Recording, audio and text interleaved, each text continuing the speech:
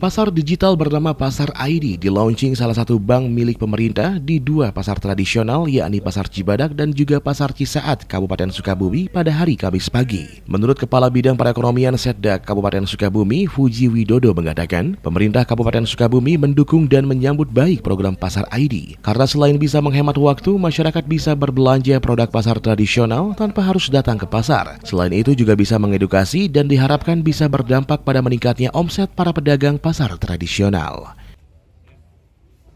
Ini memenuhi undangan dari Pak Pimpinan Cabang PPRI Cibadak untuk launching Pasar ID Cibadak. Tentunya atas nama pimpinan mengucapkan banyak terima kasih kepada PRI Cabang Cibadak atas program ini.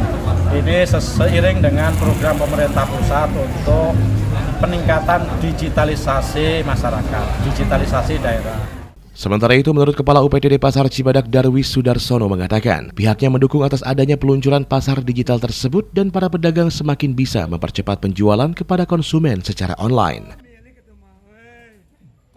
Kegiatan Pasar ID memang itu diselenggarakan oleh Teras PRI Cabang Cibadak yang ada di Pasar Cibadak.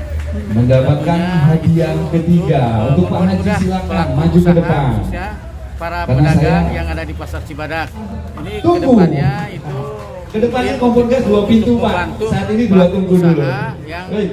Yang jelas lalu itu yang hadiah kedua adalah para nomor pedagang 8. Dengan adanya Pasar ID ini membantu untuk sistem online. Dari Cibadak, Kabupaten Sukabumi, Muhammad Ujang Heriawan melaporkan untuk Dinamika.